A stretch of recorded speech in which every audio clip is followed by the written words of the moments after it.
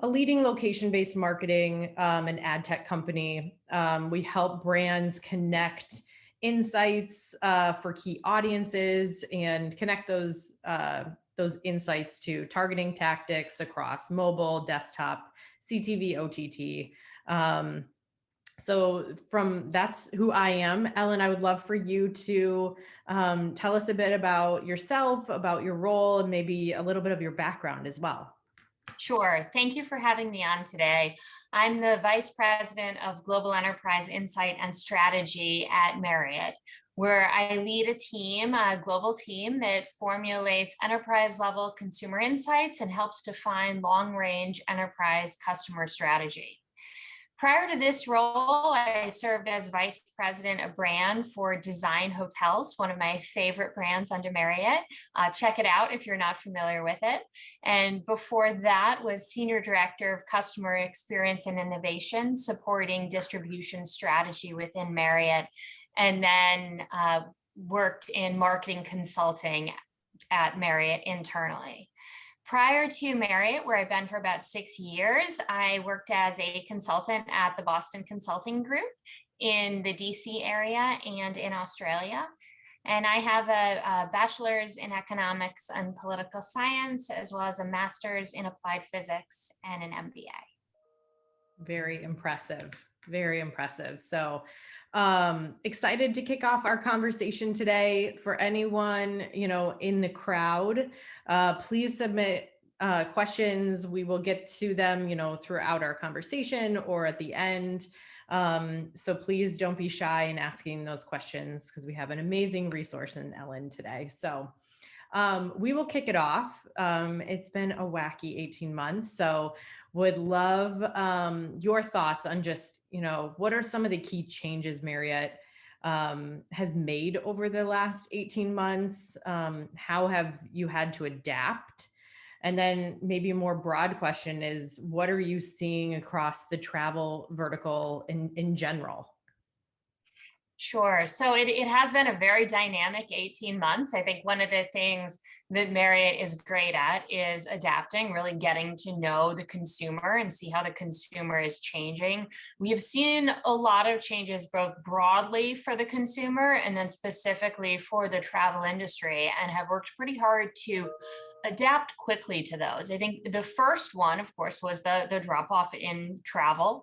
And then the way that travel changed, even when it did start to come back, we really saw a shift towards leisure, even from our frequent business travelers across the industry. You saw less business travel, less large group travel, and a lot more focus on leisure.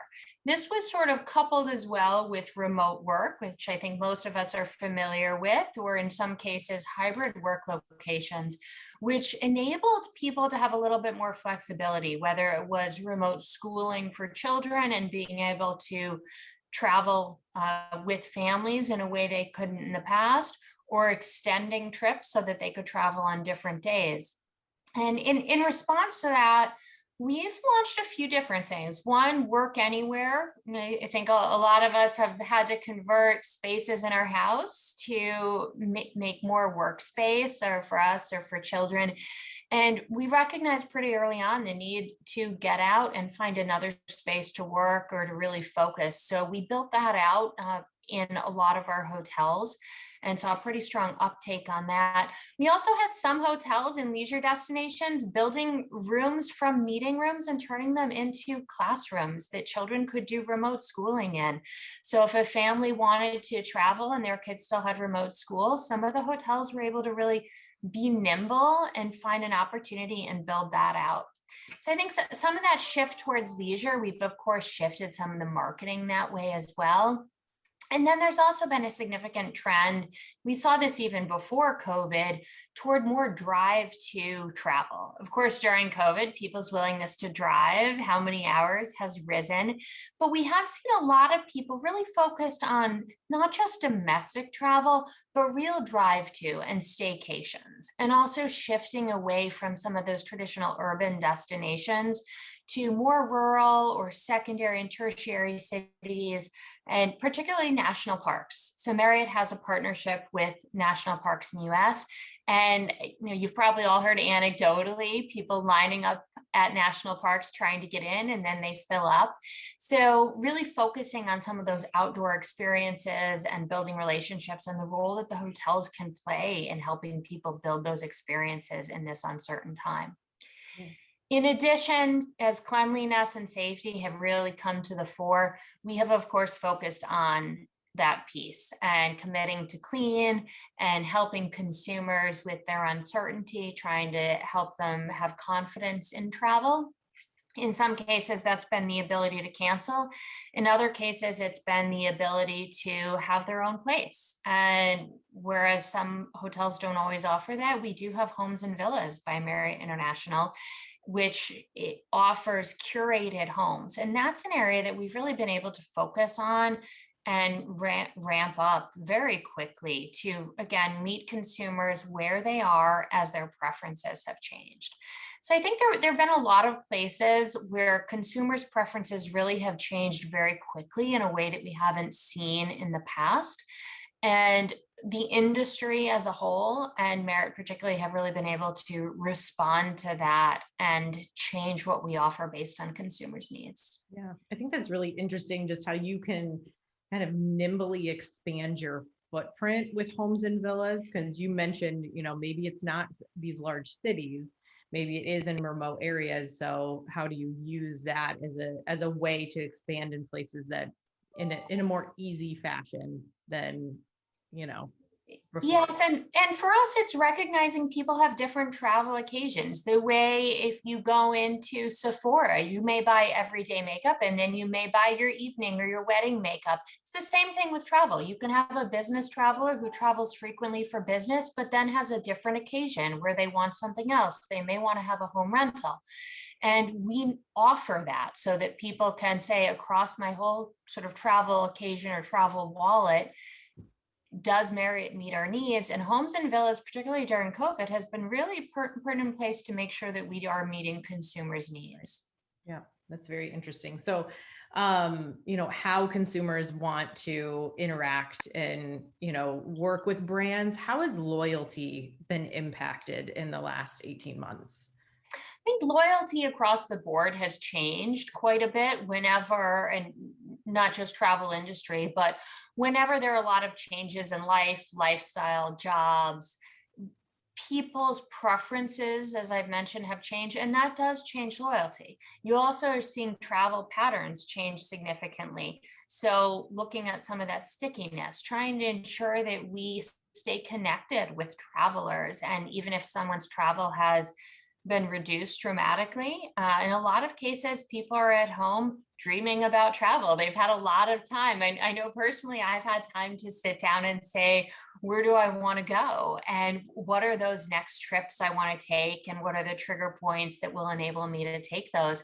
So with loyalty, I think it's been a matter of recognizing where the consumer is, recognizing that people haven't necessarily dropped off travel willingly. In a lot of cases, particularly business travelers, it's not been their choice. And people who do a lot of outbound travel with the borders, in a lot of cases, being closed or strict requirements, it isn't a lack of loyalty. We've actually been really excited as some areas come a little bit through COVID or have a little bit safer environment to see those travelers eagerly coming back, and really that the appetite for travel and the interest or loyalty to a brand hasn't waned. It's just been the ability to travel. So we're ready to meet customers where they are and ready to kind of keep that stickiness, even if it's different ways throughout the pandemic. Right. That's interesting. So GroundTruth, as I mentioned, we sit on a lot of data that comes through from mobile devices. In one of the reports that we have put out recently, it's called the Lean, was around some travel trends. And we saw that hotel stays increased 41% from June to July. So talk to me about revenge travel. I think there are some families who were actually able to save some money, kind of saving up for some big travel or vacation.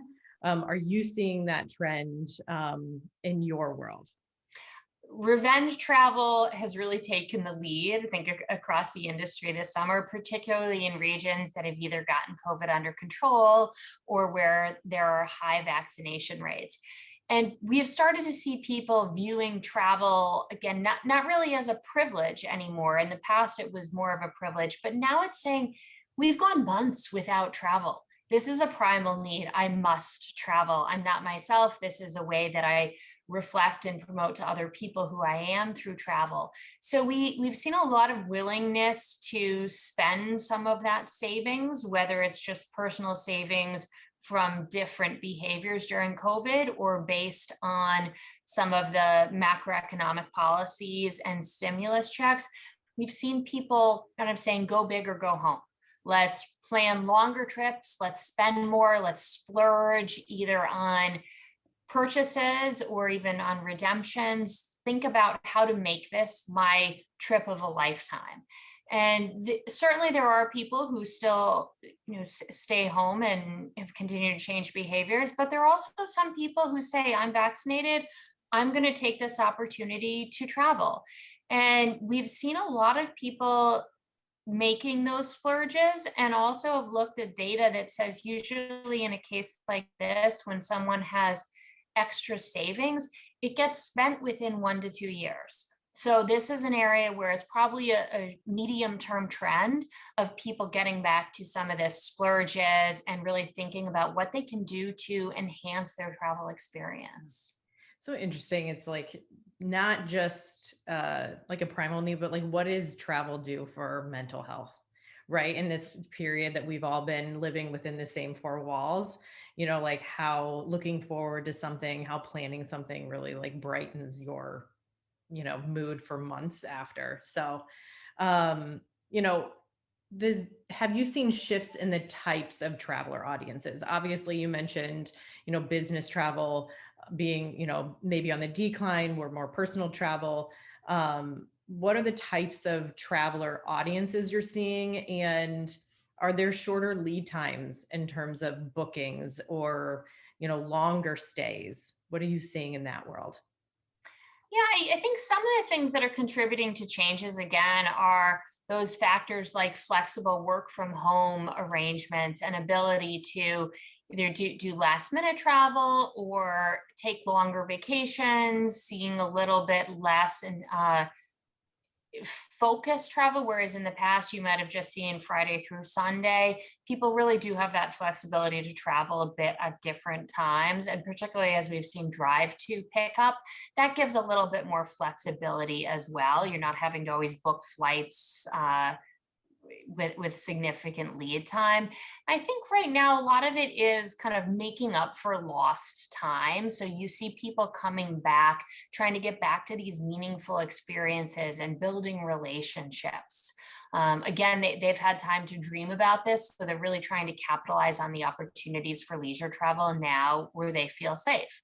I think in the last few weeks, even we've seen, you may think you're going in one direction, and then the environment can change pretty quickly. So people really want to take advantage of those opportunities when they can. I think in terms of audiences, the industry is really continuing to see that tilt toward leisure travel. Of course, that is seasonal as well. You tend to see that in the summer. But this has been the COVID trend toward leisure. And right now, with a lot of borders closed, we saw recently Europe's move with the US and strict testing and quarantine requirements in a lot of places. There's really going to continue to be probably this shift towards domestic source markets where we see more reliance on domestic travelers within a country and a little bit less international inbound travel than you would see pre-COVID. So that's changing the audiences within regions. Yep. And what about the key destinations? So I know you mentioned national parks as one, when we were in the thick of the pandemic, what are destinations that you're seeing hot? I think you've seen a lot of domestic substitution. So whereas people may have done international beach vacations, you've seen a lot of people shifting over to domestic beach vacations. So that had picked up, which say, so, that there is a lot of flux here, but in general, that shift has been away from urban. Now with higher levels of vaccinations, more people are traveling to urban destinations. But it's something that we expect that shift to secondary, tertiary destinations to continue to some extent, partly because it reflects consumer trends of wanting to be involved in a community, wanting to have purposeful travel, go somewhere off the beaten path, and also sustainable travel. You have cities like Venice that in the past have been really overrun by tourists, or cruise ports where the city gets overrun by that cruise during the day. And people have really started to think about that. I think early in the pandemic, you saw some of the pictures coming out of Angkor Wat, pretty hot tourist destination, saying, what does it look like when you don't have this influx of tourists? So people are thinking a little bit more in terms of sustainable travel, and that I think longer term is going to change destinations as well. Interesting. Yep. And I think also, how do other things affect the city piece? I know we discussed, Broadway coming back or concerts coming back, where that was a reason to travel. Like those things are in some areas coming back. So I'm sure that influences travel as well. It certainly does. I think there are the things that everyone associates with big cities that they expect, and were sort of the historical reasons of going to that destination.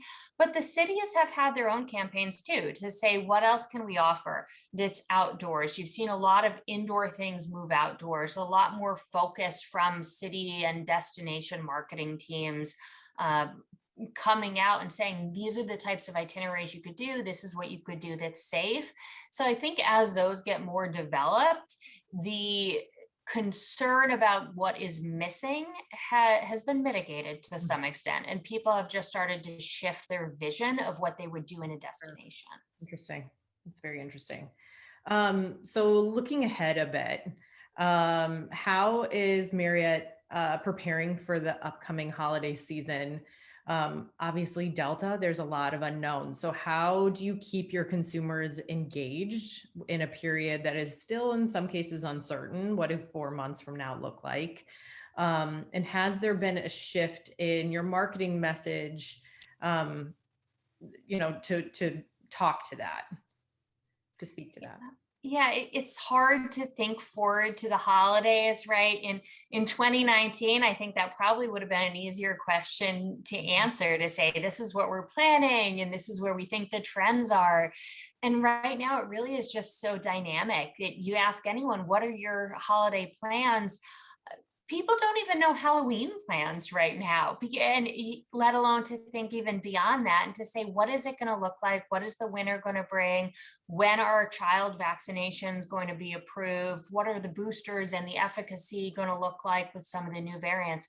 So right now, there are just so many unknowns, not just from the corporate business perspective, but really from the consumer perspective. So across the industry, I think everyone's really trying to meet consumers where they are, and then enabling them to engage how they feel comfortable. And for some people, that's going to be digital engagement and starting to think about, where can I go once I feel safe, whatever that person's triggers are. Other people, yes, it's going to be, okay, it's Tuesday, where can I go Friday? Let me think about it because I'm vaccinated and I'm in a low, COVID area, and I feel confident doing that. So I think we're really focused on, where are the consumers going to be at that point, and how are their needs and preferences going to change? We've seen a lot on wellness and personal growth, and Marriott recently launched a global marketing campaign, The Power of Travel, showing how travel can really serve as a pathway to personal growth, focusing on where can we take you, and showcasing sort of not just the destinations physically where we can take you, but the experiences that we can offer. I think that goes to your point about, wellness and mental health and travel as an opportunity for rejuvenation, whether it is your far-flung trip to the Maldives for a week, or it's going to your local hotel for a staycation and a spa visit. And where can we take you, not just in destination, but where can we take you mentally, emotionally, in terms of your well-being and your relationships? So we're thinking about that, and again, really giving customers what they need, whether it's right now or in a few months. Yeah, it's interesting. And I think, talking about what people needs and what their focuses are, I think COVID has also, from a consumer perspective and all of kind of the social movements and everything of 2020, um, consumers want to support brands that align with their values. Mhm. So consumers want to support them, champion brands that align with their expression of self. So what are the causes and values that Marriott has aligned themselves with in the last 18 months, maybe more than they had before?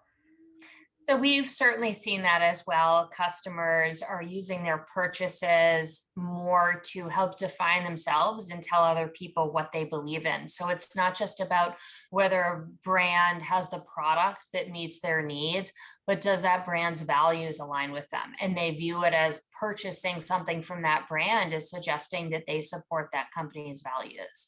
Marriott does a lot in this area. I think I'll focus on two that kind of matter to me personally. One of them is sustainability. This is really paramount right now. We see a lot of companies, not necessarily travel companies, but companies in general thinking about sustainability and thinking about it in their travel policies, and how they're doing something from the basics of carbon offsets to different policies. You see the trend of slow travel, where companies might say you can take a train or something that is a little bit lower carbon footprint and take a longer trip. Change your business trip. So we've seen a lot of that, and Marriott has done quite a bit on sustainability. One of the more visible things is trying to shift away from the single-use plastic toiletries. I know I've grown up loving those. They're always fun, but moving away from some of that, as you think about not just does it end up in a landfill, but what's the carbon footprint to produce that? What's the carbon footprint to get it to the hotel? So shifting away from that and thinking about other ways that we can really lead in sustainability and promote sustainable travel, because in the future, that's an area that people really are going to make decisions based on sustainability of those trips. One other area that really is pertinent right now, given what's happening in the world, is human trafficking. And Marriott has been a leader in this for a while. They had developed training for everyone from corporate down to front desk, housekeeping across the industry, and had shared that training before COVID. Now, a lot of things have changed during COVID. We've seen a lot more contactless travel. Of course, people are concerned about safety. So Marriott and the industry have promoted keyless entry, check-in through the app, that sort of thing. But one of the impacts of this is that some of the ways that you can identify human trafficking have changed. You don't always have everyone coming to a front desk. So Marriott has recently updated that training, and again is sharing it, kind of donating it across the industry to try to identify any human trafficking that's going on. So those are two areas I think Marriott really does lead. There are, of course, others. Love that. Yep, so important.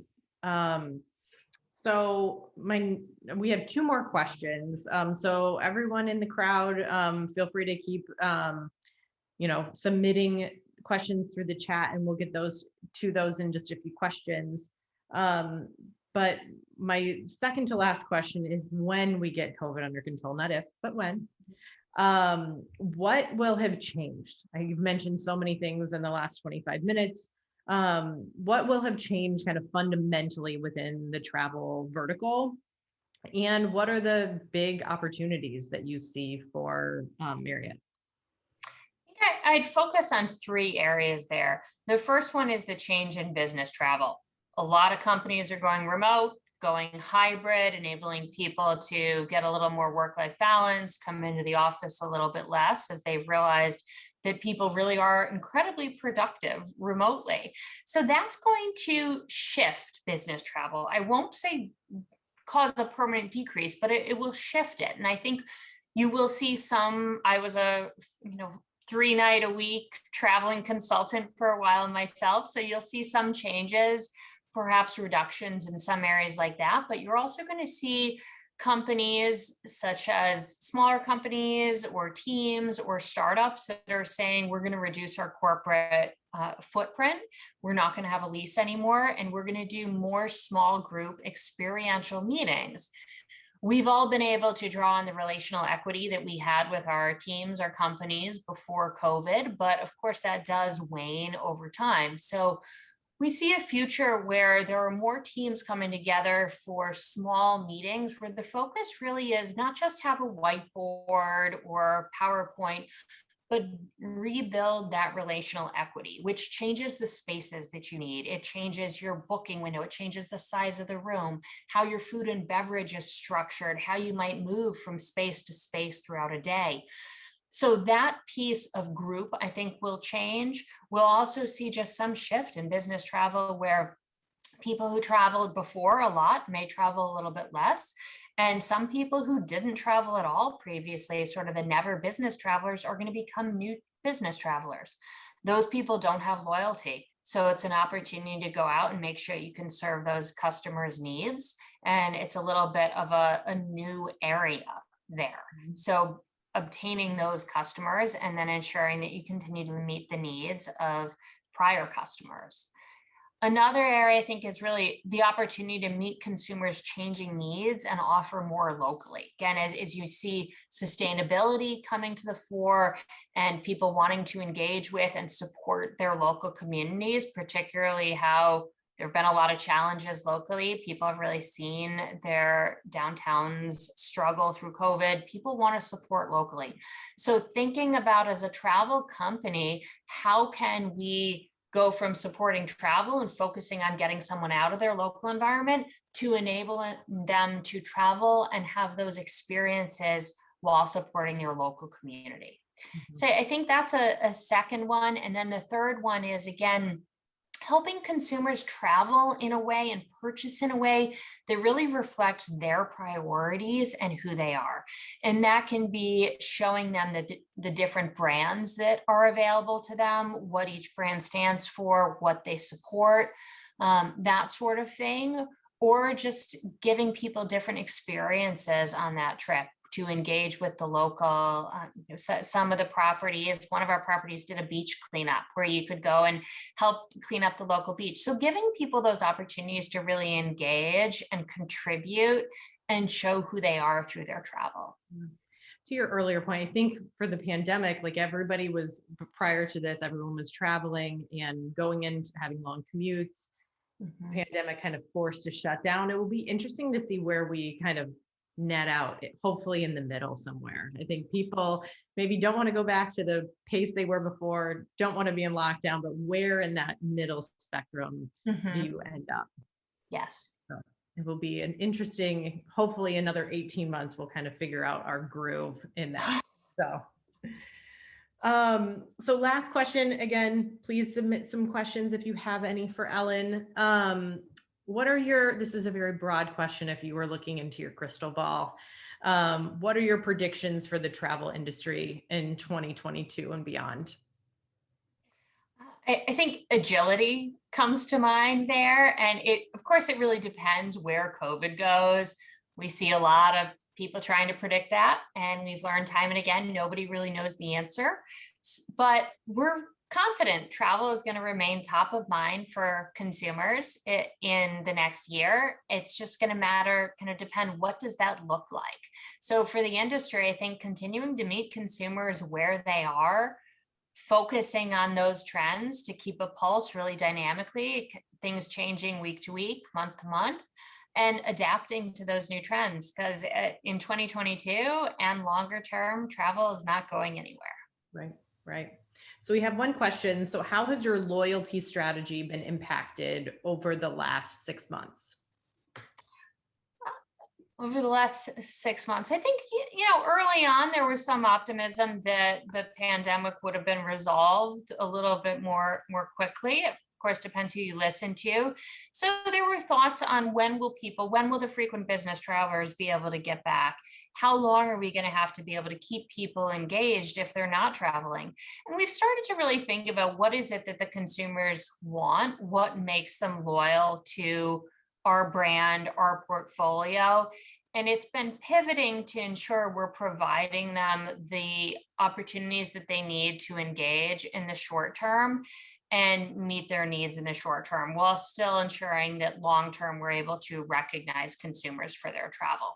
So some of it has been thinking about local experiences and what we can provide there through the loyalty program. I would say the National Parks Partnership is one piece of that, thinking about how do you engage people through loyalty and drive that loyalty when their behaviors have really changed and are unpredictable. So we've been focused on that. I think the industry continues to look at how is COVID going to impact people's ability to travel, and ensuring that we continue to recognize people and not discredit them if they're unable to travel. Right. And extending status in some cases too, which I think a lot of consumers appreciated in that uncertain time as well.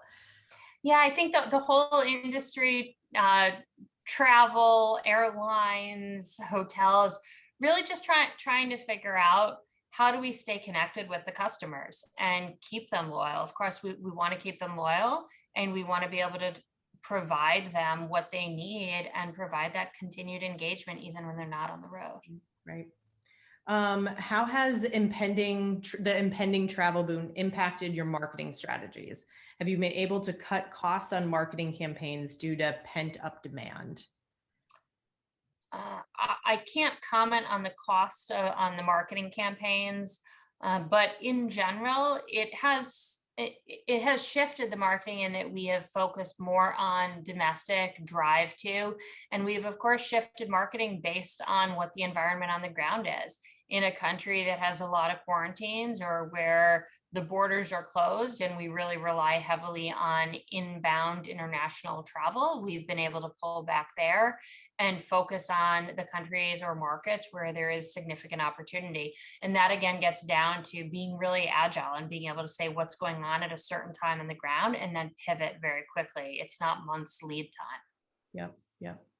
Do you think technologies like AR and VR can disrupt travel plans?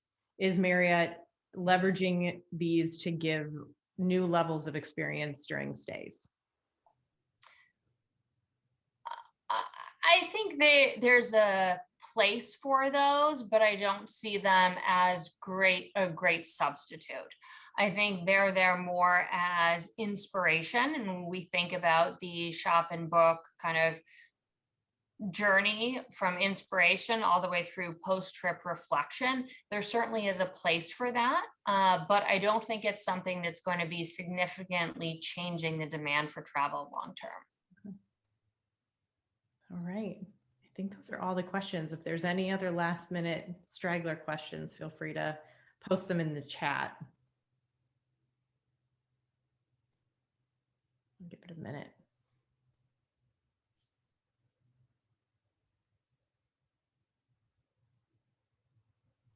Hi, guys. Hi.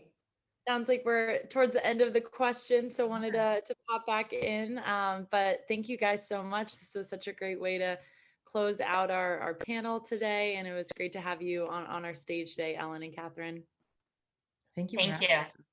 Thank you so much. Have a good rest of your day. You too. And thank you so much to everyone who tuned in today for our Consumer Engagement Summit, and everyone who submitted questions throughout. We so appreciate your support of Brand Innovators virtually, and we hope to be back, in person with these programs hopefully soon.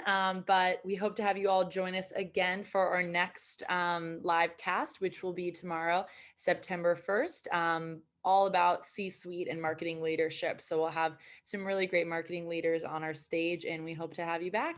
Thank you.